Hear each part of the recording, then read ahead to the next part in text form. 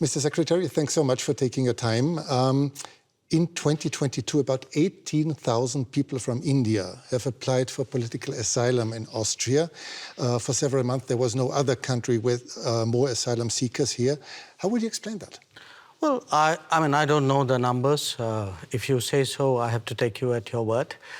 But my sense is that when it comes to irregular migration, sometimes, because these are done by syndicates and gangs, you never know where they end up with. I think what's important is not what happened in the past. It is that we have a commitment to ensure that movement and mobility is legal. We would like a regime, an agreed regime for that. It's good for the global workplace. It's good for the Austrian economy. And we have, that's one of the outcomes of my visit to Vienna.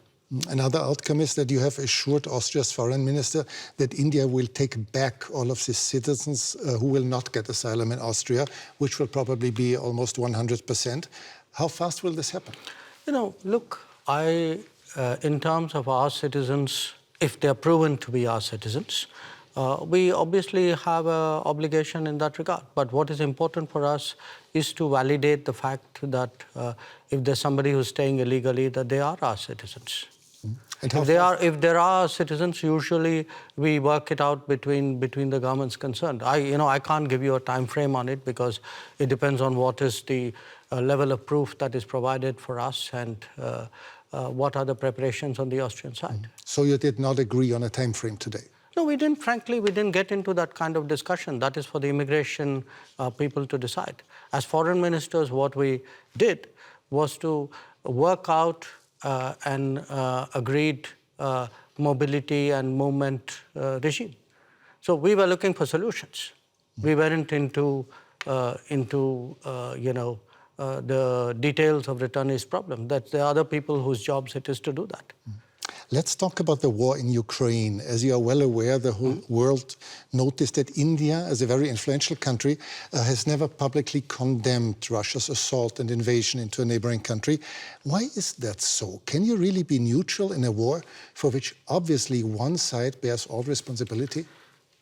Well, look, I think in international relations, you have sometimes very complicated situations. And where we are concerned, we have always taken the position that the way out is for the countries concerned to get back to dialogue and to diplomacy. I'll come to that soon, but is this a complicated situation? Is this really complicated? There's just one big country invading its neighbor. No, look, I can give you many instances of countries who have violated the sovereignty of another country. If I were to ask where Europe stood on a lot of those, I'm afraid I'll get a long silence. So do understand one thing. At the end of the day, we make judgments in foreign policy based on what we think are our long-term interests and what is good for the world. But you and Prime Minister Modi have already said that regularly call on both sides to stop the war and to negotiate. However, can one really urge Ukraine to stop defending itself? After all, there are no Ukrainian tanks in Russia. There are Russian tanks and planes and missiles destroying Ukraine. I think that's a bit of a misrepresentation. I think what we do is to say, get back to dialogue and diplomacy. There was dialogue and diplomacy in the early days of the conflict. So it's not that it didn't happen. So it's not for us to put conditions and to say this country is equal to that country. That's your judgment. But shouldn't you urge Russia to stop the war? I think we have been very clear that this conflict is not in anybody's interest, including theirs. But you wouldn't say it more explicitly? I'm a diplomat. It is my job to conduct foreign policy which serves my national interests and which serves what I believe is a long-term pathway towards peace and dialogue. Let's talk about India's interests. India does not take part in Western sanctions against Russia, but has increased its imports from Russia 5 times since the war began. By this, are you not helping Moscow? Are you not financing Russia's war?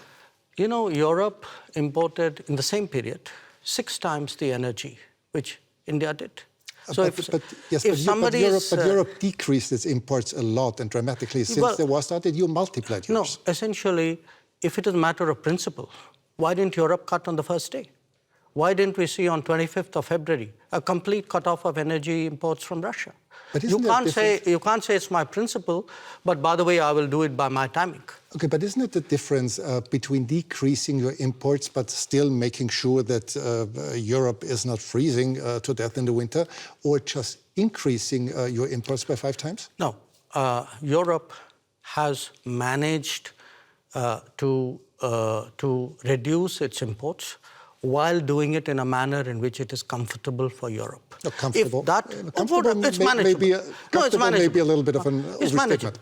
Now, if at 60,000 euros or whatever is your per capita income, you are so caring about your population. I have a population at $2,000. I also need energy. I'm not in a position to pay high prices. The price of oil has doubled. So, and what Europe is doing is also moving into the Middle East and diverting production out of the Middle East into Europe and raising prices. So European actions actually are putting pressure on the global oil markets and on my imports as well. So I think it's something which, if European political leadership understandably would like to soften the impact on their population, I think it's a privilege they should extend to other political leaderships as well. Are you reluctant toward Moscow as well, because Russia is India's most important supplier of weapons and military equipment? And therefore? Are you reluctant to criticize Moscow? No, I think, look, we have a relationship with Moscow. We've had a long-term relationship with Moscow. I think it's important to look at that history of the relationship. It was a relationship built in a period when Western democracies used to arm a military dictatorship called Pakistan and deny India defensive weapons. So if we are talking about principles, let's talk a little bit of history out here. So how did the Indian exposure to Russia and previously to Soviet Union get built up? Because the Western democracies, for whatever reason, decided that their natural partner in our part of the world was a military dictatorship. Would you consider India an ally of Russia? No, I think India doesn't. We are an independent country. We do not define ourselves or perceive ourselves in alliance terms. That's very much a Western terminology. It's not a term that we use. Before you said you're a diplomat, but several weeks ago you called Pakistan, your neighbor, the epicenter of terrorism. Well, I did it again today without using the word Pakistan. Yes, and this doesn't sound very diplomatic, does it? No, because you are a diplomat doesn't mean you're untruthful. I could use much harsher words than epicenter. So believe me, considering what has been happening to us, I think epicenter is a very diplomatic word, because this is a country which has attacked the Parliament of India some years ago, which attacked the city of Mumbai, which went after hotels and foreign tourists, which every day sends terrorists across the border. But of course not as a country.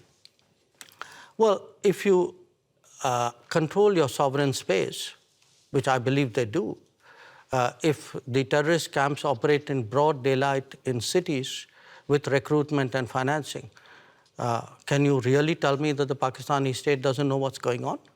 Especially if they're being trained in military-level combat tactics.